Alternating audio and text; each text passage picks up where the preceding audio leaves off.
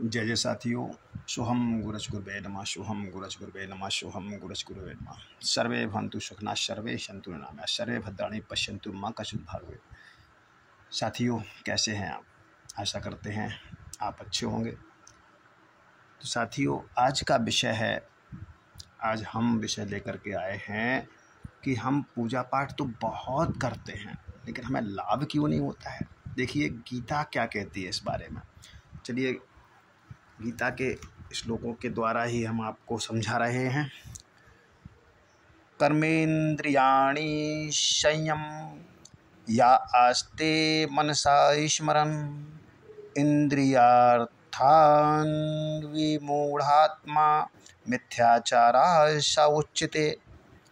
ये कहा गया है कि जो मूढ़ बुद्धि पुरुष कर्मेंद्रियों को हठ से रोककर इंद्रियों के भोगों को मन से चिंतन करता रहता है, वह मिथ्याचारी अर्थात दंभी कहलाता है।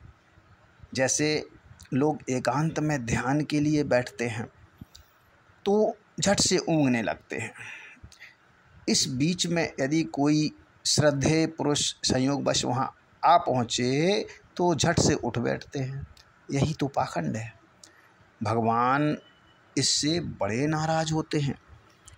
वे समझते हैं कि ये व्यक्ति के भक्ति के नाम पर मुझे ठग रहा है। रिझाना तो ये चाहते हैं लोगों को और नाम लेते हैं एकांत में साधना का। भला ऐसे स्वांग की आवश्यकता ही क्या है। साधकों को भक्ति रूपी अमूल्य धन का संग्रह गुप्त रूप से करना चाहिए। निष्काम और गुप्त भजन ही शीघ्र फलदायक होता है। स्त्री पुत्र आदि को प्राप्ति के लिए भजन को बेच देना भारी भूल है। यद्यपि इससे पतन नहीं होता, बल्कि फल हमें अति अल्प रूप में ही प्राप्त हो पाता है। चतुर्विद्या भजन्ते मां जनाः सुकृतिनो अर्जुन आर्तो जिज्ञासुरार्थी ज्ञानी च भरतर्षभ तेषां ज्ञानी नित्ययुक्त एक भक्तिर्विशिष्यते प्रियो हि ज्ञानिनोत्यर्थमहं सा च मम प्रिया। ये गीता में लिखा है कि हे भारतवंशियों, मैं श्रेष्ठ अर्जुन उत्तम कर्म वाले अर्थार्थी आर्त जिज्ञासु और ज्ञानी अर्थात निष्कामी ऐसे चार प्रकार के भक्तजन मुझको भजते हैं। उनमें भी नित्य मुझ में एक ही भाव से स्थित हुआ अनन्य प्रेम भक्ति वाला ज्ञानी भक्त अति उत्तम है, क्योंकि मुझको तत्व से जानने वाले ज्ञानी को मैं अत्यंत प्रिय हूँ और वह ज्ञानी मुझको अत्यंत प्रिय है। निष्काम भक्ति को भगवान ने अपने ही स्वरूप में माना है। ज्ञानी त्वात्मयो में मतम, वही सबसे श्रेष्ठ है। अतः गायत्री मंत्र के जप की तरह किसी भी मंत्र अथवा नाम के जप से यदि हमें थोड़े ही समय में अधिक लाभ प्राप्त करना चाहते हैं तो ये जो मैंने शैली बताई है इसमें सुधार कर लेना चाहिए। साथ ही मंत्र का जप अर्थ सहित आदर और प्रेम पूर्वक किया जाना चाहिए। यदि अर्थ समझ में ना आता हो तो भगवान के ध्यान सहित जप करना चाहिए। चारों वेदों में गायत्री के समान किसी भी मंत्र का महत्व नहीं बतलाया गया है, पर लोगों को उससे उतना लाभ नहीं होता। इसका कारण यह है कि अर्थ के बिना प्रेम और आदर से उसे जपते नहीं हैं।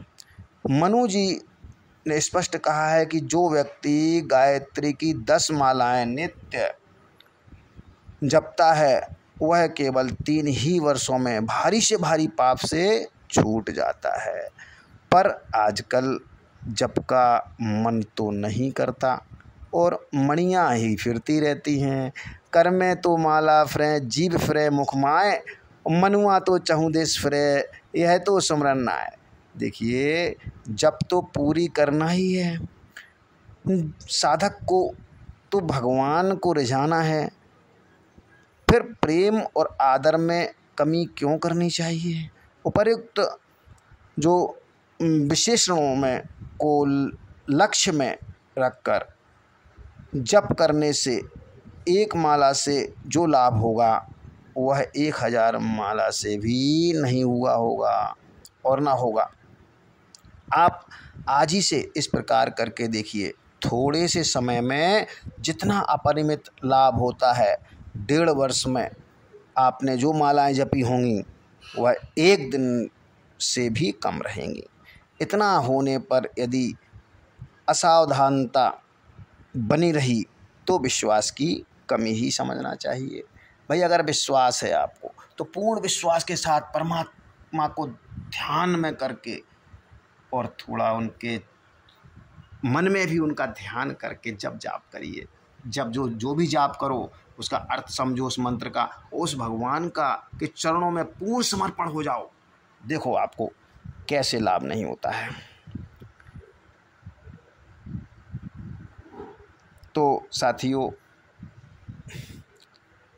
गीता में तो बहुत कुछ लिखा है, लेकिन चलिए अब एक छोटा सा उपाय आपको बता देते हैं।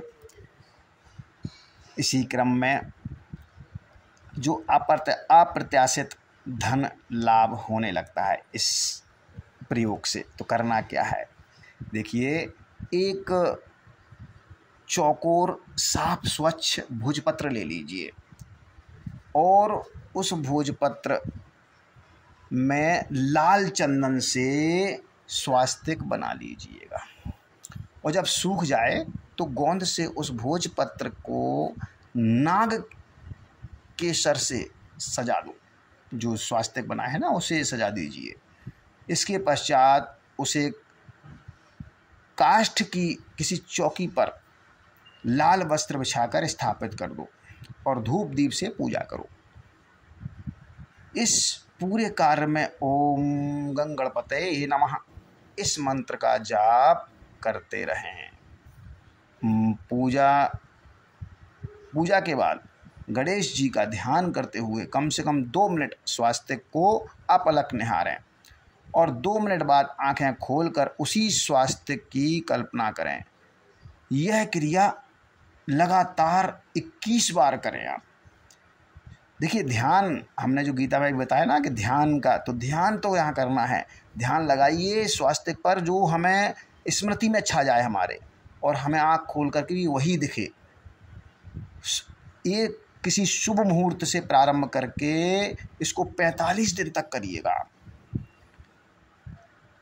आप देखेंगे अप्रत्याशित रूप से धन का लाभ होने लगेगा आपको। दरिद्रता कोसों दूर भाग जाएगी आपसे और घर में सुख और समृद्धि आ जाएगी। देखिए, ये छोटा सा प्रयोग है लेकिन बहुत चमत्कारी है। करिएगा, लाभ उठाइएगा। अगर आज का ये वीडियो आपको पसंद आया है तो लाइक ज़रूर कर दीजिएगा और अगर मन करे तो सब्सक्राइब कर दीजिएगा। ये आपके मन की बात है। चलिए, आज के लिए इतना ही। मिलते हैं किसी ऐसे ही ज्ञानवर्धक वीडियो के साथ। तब तक के लिए जय श्री कृष्णा। हरि ओम नमः शिवाय। ओम नमः शिवाय। ओम नमः शिवाय। साथी।